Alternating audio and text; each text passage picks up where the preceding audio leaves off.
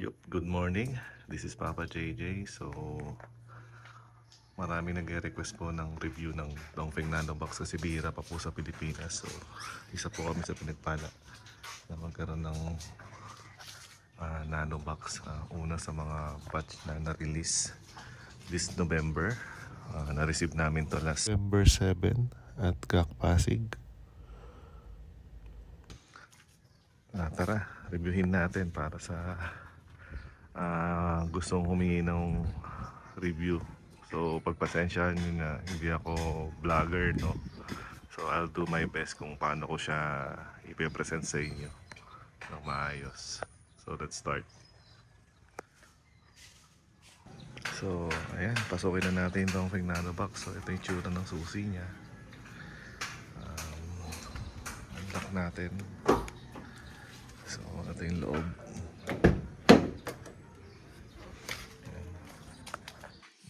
Ng loob.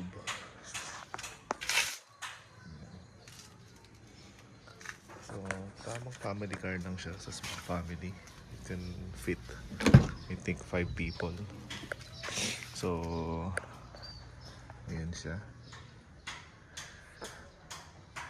So, the reason why we get Nanobox kasi nga, ang primary purpose nito is school service. Although mura nga yung mga mini EV, kaso hindi siya mapipit para sa needs namin. So ito may trunk siya. Ayan. So yan yung button niya. May camera din siya. Ito yung reverse camera niya. So i-start natin para makita nyo. Okay. Let's see. So unlike the mga bagong release na push start button, no, si Nanobox po ay disusi pa rin. So para sa akin okay lang siyang disusi kasi advantage to sa mga nagta-transition pa sa mga electric or yung mga new model na mga ICE vehicle. So yan siya. Okay. Ang kinagandahan din ni Nanobox, no, meron siyang handbrake.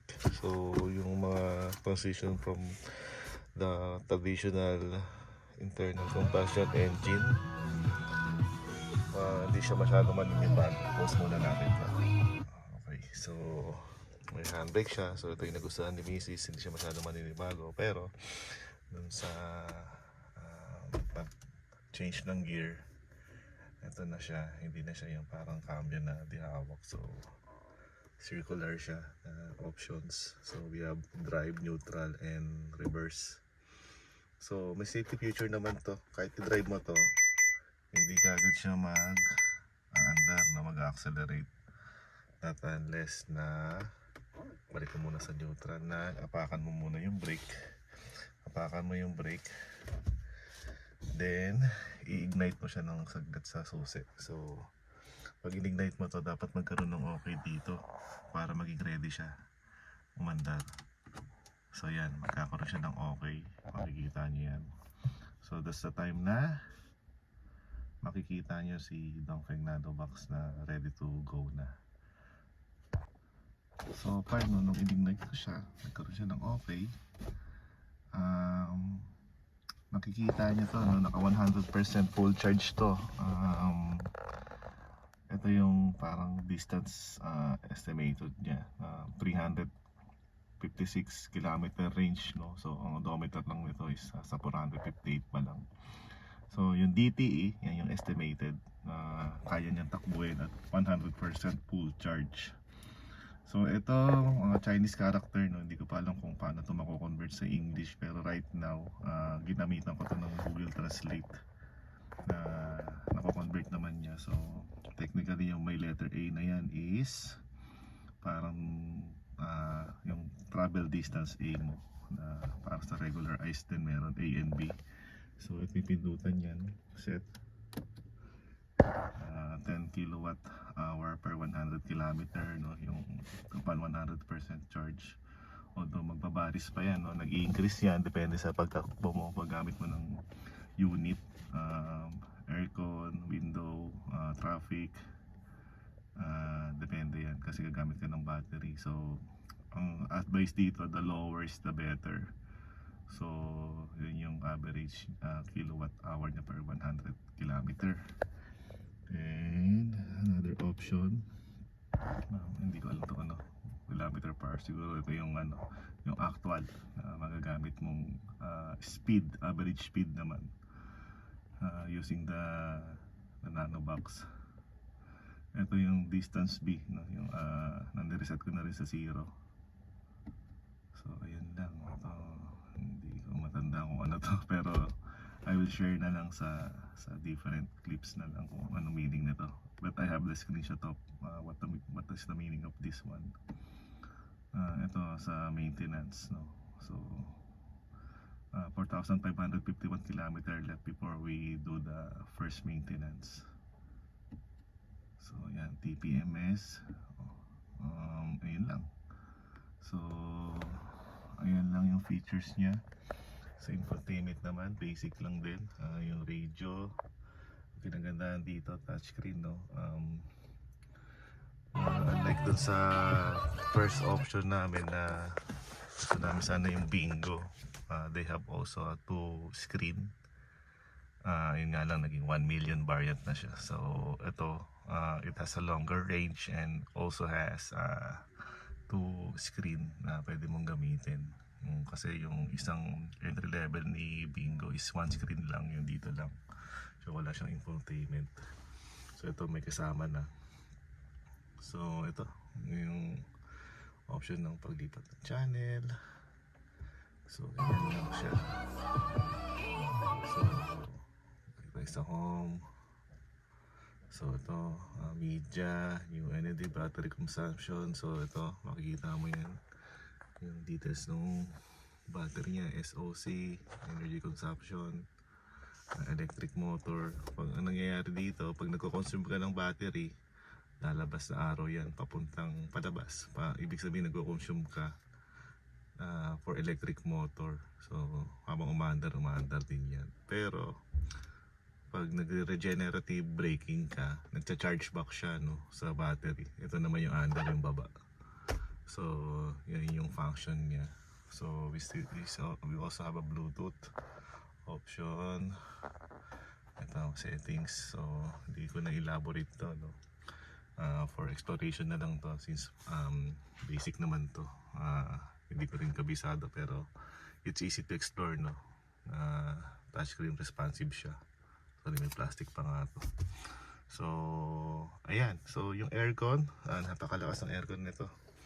So aircon nito kahit 1 lang, napakalamig. Yung mapapansin mo yung thermostat namin almost nearing the middle na kasi minsan binabawasan namin to, matagal na. And then ang isa pang option niya ito, yung direction ng hangin ng aircon. You can set forward and your feet, tapos yung feet only, the direction. So compartment, very limited. Nano box, considering that this is a budget car. So ito lang yung compartment niya sa gilid. Meron siyang isang cup holder sa gitna. Ayan. Ito naman yung button ng ng eco mode. So kung aalisin mo yung eco mode, gusto mo na mas matulin, click mo lang siya. So yung eco rito mawawala. Pag nawala yan, automatic yan, parang naka sports mode ka na or turbo mode. You can go beyond 100 at siguro sa pinakamabilis ko sa highway ngayon is 105 pa lang. Pero pag naka-eco mode ka, hanggang 80 lang yan, hanggang 80 plus na, 83, 84. Pero maximum 85 kung makachamba ka na. Because it limits the speed that you're using when para na rin sa safety rin ng battery mo, no? Hindi siya dinesign para sa mabilis na takbo. So ayun. So far, compartment, yung gilid meron naman. Ito, meron siyang isang cup holder din dito, medyo bulky dito. At the same side, ganun din yung sa kabila, no? Meron siya sa driver's seat. So maninibago ka lang dito, wala siyang button for windows dito that you can centralize control. centralized controller ng window. But dito sa harap, ito yung ano niya, control. Yung harap lang din ng window. Ito yung sa isa.